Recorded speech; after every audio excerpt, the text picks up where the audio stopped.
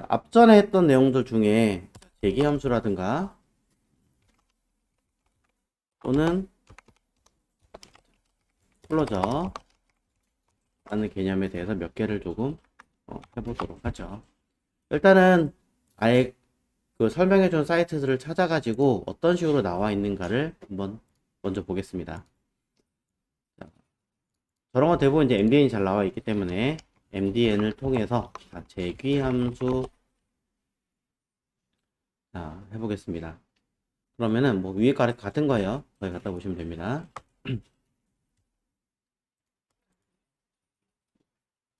페이지가 다르지만 같은 아이들을 가리키는 것 뿐입니다. 함수는 자바스크립트에서 가장 기본적인 구성인 블럭 중에 하나다 라고 얘기를 하고 있습니다. 어떤 덩어리 개념인 거고, 그 다음에 형태를 만들어내면은 그 아이를 어떻게 한다, 스퀘어라고 호출하면은 결과치를 나한테 돌려주는 형태가 되는 것을 우리가 이야기를 하겠죠. 자, 그래서 함수에 대한 표현식과 쭉 내려가면 함수 선언식과 여러 가지 형태들을 많이 가지고 있다라고 우리가 이야기를 합니다. 자, 참고하시고요. 자, 함수로 호출하는 거 쭉 범위 나와 있는데 자, 일단은 제기를 먼저 찾아야 될 것 같은데 똑같은 거군요. 클로저부터 나오네. 자, 제귀.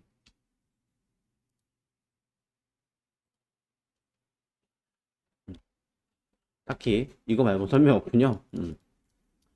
자, 그냥 제기함수는 우리가 만들 수밖에 없네. 제기함수. 음,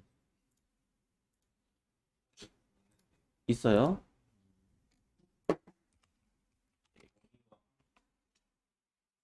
음, 여기 있군요. 자, 범위와 함수 스텝. 자, 여기. 자, 어떻게 보면 이것도 같은 비슷한 개념들로 구성되어 있는 아이 중에 하나죠. 자, 그냥 이거는 뭐예요?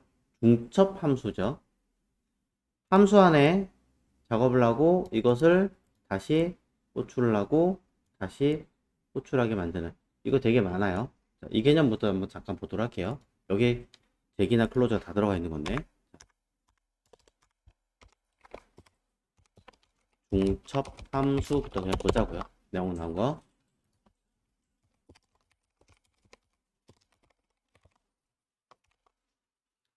자, 중첩 함수라는 개념은 사실 크게 어려운 게 아니라 단순하게 이거예요. 변수 a가 있어요.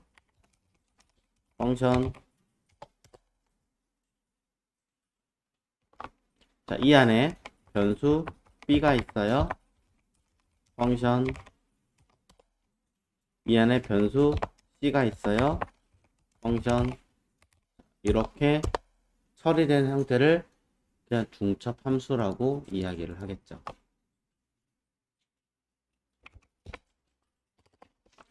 자, 제가 원하는 결과는 여기에 숫자 n을 집어넣을 거예요. 자, 숫자 n을 집어넣으면 그 숫자에다가 어떤 계산을 해서 처리되게끔 만들려고 합니다. 즉, 그냥 이렇게 해볼까요? 자, 제가 원하는 형태는 n의 값에다가 곱하기 n 그리고 나누기 2라는 식을 만드는 형식을 짜보자 라고 해보겠습니다. 단순하게. 그럼 이 n은 처음에 넣겠죠. 자, 이 n이 이 세 가지 과정을 다 거치려면 그냥 한 번만 하면 돼요, 사실은. 근데 어떻게 하냐? a를 수행하려면 어떻게 해요, 우리가? a에다가 r을 집어넣으면 될 거예요. 그럼 어떤 값이 돌아 나와야 되죠. 리턴. 값을 쳐낼 겁니다. 누구를? 여기서 바로 수행할 수 있긴 하지만 당장 하긴 힘드니까 여기 있는 값을 호출해라 라고 할 거예요. 그럼 뭔가 또 들어오겠죠. A라고 넣을까요? I로 넣을게요. 자, 수행하게 만들 거고 여기서 또 뭐가 들어오게 만들 거예요. J라고 쓸게요. 일부러 다르게 썼어요. 그럼 작은 것부터 해볼게요. 자, A를 호출하면 4가 들어갈 거예요. 4가 들어와서 최종적으로 여기 있는 값을 계산하게 하려면 안쪽에서 뭔가 들어와서 처리하게 만들려면 B를 수행해야겠죠. 그래야지 안에 걸 동작할 테니까. 그럼 B를 수행해라는 B가 끝나는 곳이 여기니까 B를 수행하세요. 어떤 값을? 들어온 값을 일단 넣어볼까요? N. 그럼 수행을 할 거예요. 이 안에 봤더니 여기서 또 C가 있네요. C를 다시 수행하게 만들고 싶습니다. 그럼 C에다가 값을 넣어주겠죠? B에서 들어온 변수 이름이 뭐예요? I죠? 그럼 I가 들어오겠죠. 그럼 C에는 누가 들어와요? J가 들어올 거 아니에요. J에서 J 곱하기 J 나누기 2 라고 한 값을 변수를 만들어도 되고 해서 이 값을 return R. 그럼 어떻게 돼요? 이 값이 결국엔 도출돼서 바깥으로 내보내겠죠. 그대로 값을 내보내면 자, C의 결과가 들어올 거예요. 이 결과는 B로 전환이 될까요? 안 될까요? 이 바깥으로. 리턴을 안 쓰면 값을 확인할 수 있는 방법이 없겠죠. 왜? 여기다가 콘솔 로그로 찍어보자고요. 아무것도 결과가 도출되지 않습니다. 그럼 B에서도 C에 대한 결과값을 받았을 테니까 그 값에 대한 결과를 변수로 담아줘야죠. 그대로 사용하셔도 되긴 하지만 저는 B에다가 하나를 만들어 놓고 쓰려고 합니다. 위에다 쓰든 밑에다 쓰든 변수 R2는 C에 대한 결과치를 담도록 하죠. 그럼 이 값을 반환할 거니까 return R2. 자, B에서 또 반환시켰어요. 근데 왜 결과를 확인할 수가 없죠?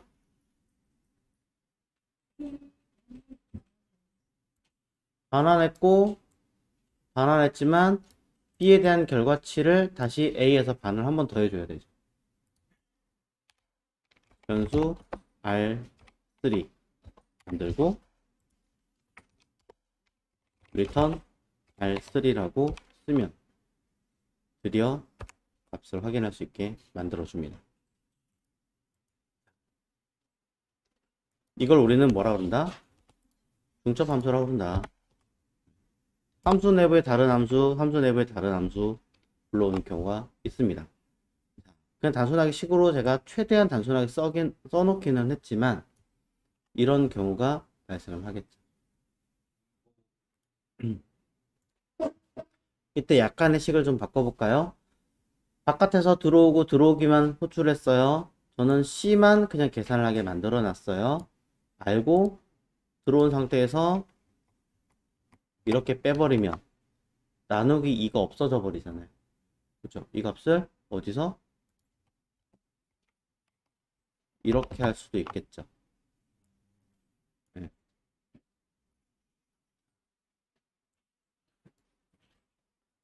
자, 이 아이는 이 개념은 우리가 학교 다닐 때도 배웠어요.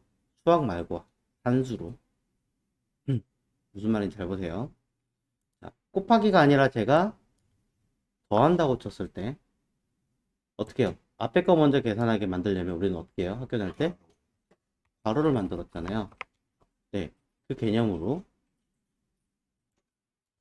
더하기를 해버리면 4 더하기 4 에서 나누기 2 안에 걸 먼저 수행하고 거기에 따른 값을 이후에 계산을 해. 왜? 함수 수행한 결과치를 나누기 2를 냈으니까. 그러면 거기에 대한 값을 도출할 거고 만약에 여기다가 더하기 5를 하겠다. 앞에 거에 대한 계산 뒤에 더한다 라는 거니까 그냥 안 써도 상관없긴 하지만 굳이 괄호로 체크한다면 이게 계산식이죠. 첫 번째 거 계산, 두 번째 거 계산, 그 다음 마지막 세 번째 거 계산이잖아요. 그러니 여기서도 더하기 5 라고 계산해서 써먹을 수도 있겠죠. 자, 이런 식으로 한 단계 계산해서 처리할 수도 있지만 그 단계를 여러 번에 겹쳐서 순차적으로 해서 최종적으로 당신이 얼마를 집어넣었으니까 저희가 이 값을 돌려드리겠습니다. 은행에서 10,000원 주셨으니까 저희가 이자를 불리고 돌려드립니다. 그럼 이자를 어떻게 불리셨는데요? 했더니 저희가 어디 신탁은행에다 보내서 신탁은행에서 증권을 뭘 관리를 해가지고 그걸 어떻게 불려가지고 다시 뭘 처리를 해서 저희는 이렇게 값을 돌려드릴 수 있습니다. 라는 식과 사실은 같은 개념인 거죠. 현재 내용을 100% 똑같이 쓸 건데 밑에다가 클로저 먼저 가볼까요? 썼어요. 이때 잘 보세요. C를 호출을 해서 썼는데 사실은 이거 가만히 생각해 보면 뭐예요? C의 변수 이름이 있을 이유가 있을까요?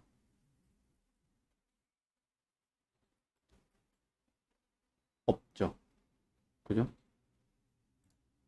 있으면 불러오고 쓰면 되니까 참 편해요. 이게 좋은 건 맞아요. 자, 그리고 이걸 그냥 클로저라고 보시면 돼요. 다른 거 없이. 이 자체가 그냥 클로저예요. 내부 함수를 그냥 클로저라고 보거든요. 근데 클로저에 조금 더 임팩트 있게 들어가면은 어떤 식으로 쓰냐면 어차피 내가 써야 되는 이 자체를 그냥 바로 수행해서 결과치를 봐야 돼 라고 보는 형식으로 쓰기 때문에 자, 호출하는 것들에 대해서는 전부 다 그냥 이름을 fn이라고 추가로 붙일게요. 자, afn을 호출합니다. 그 안에 bf는 호출합니다. 그 안에 cfn을 호출합니다. 이때 어차피 자체가 그냥 스스로 처리하는 경우라면 이렇게 써도 되고 당연히 이렇게 쓰는 게 나쁘지 않습니다만 가끔 이 자체를 리턴으로 있는 그대로에다가 다이렉트로 수행하게 되는 경우도 있습니다.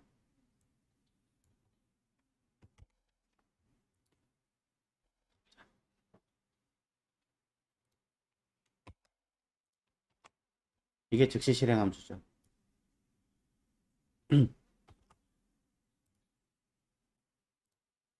똑같죠, 결과.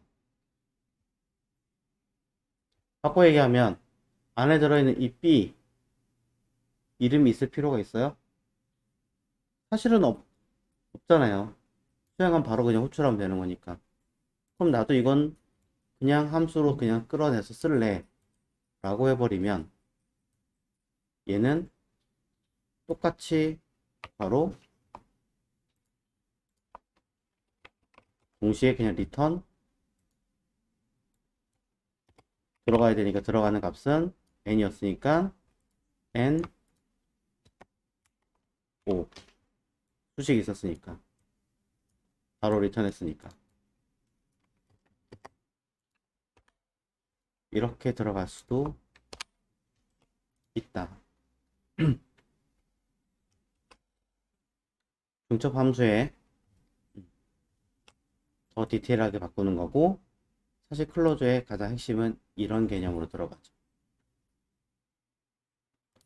보고 계신 형태는 이렇게 볼 수 있어요. 안에 들어있는 요게 식 하나, 그 다음에 두 번째 요게 식이 하나, 세 번째 있는 요 아이가 식. 이렇게 세 덩어리로 나눠집니다. 그죠? 이때 자 보자고요. 어떻게 지금 불러오고 있느냐를 보자. 그러면 지금 누구를 4를 집어넣었단 말이에요. n에는 누가 들어가요? 4가 들어오겠죠? 자, 즉시 실행함수 바로 리턴을 시켰어요. 즉시 실행함수는 펑션 하고 바로 수행해라 라고 합니다. 이때 여기 들어오는 값인 a라고 썼으면 여기에 숫자 1을 뒤에 숫자 1을 쓰면 a의 1이 전달이 되는 거예요. 그래서 그거 자체를 통째로 여기에 들어오는 값을 리턴 시켜라 하고 있기 때문에 리턴이 들어간 거고. 자, 그럼 이 얘기는 자 4를 넣었으면 어디에 이 감싸고있는 중간에 제가 크게 그려놓은 i의 끝에 가보면 즉시 실행 함수를 수행해라 라고 하는 뒤에 바로 안에 변수를 넣어놨잖아요. n이라고. 요 n이 요 n이에요. 즉 이 자리가 4가 들어가는 거예요. 자, 플러스 5는 지금 신경 쓰면 안 돼요. 4가 들어가니까 i 자리가 다시 뭐가 들어가는 거예요? 4가 들어가는 거죠. 왜? 이 자리의 값을 그대로 찾아간 얘가 대입된 거니까. 그럼 자 4가 들어가는 순간 안에서 뭐 했어요? 다시 또 즉시 실행하면서 또 썼어요. 뭔 놈의 식을 이따위로 썼을까?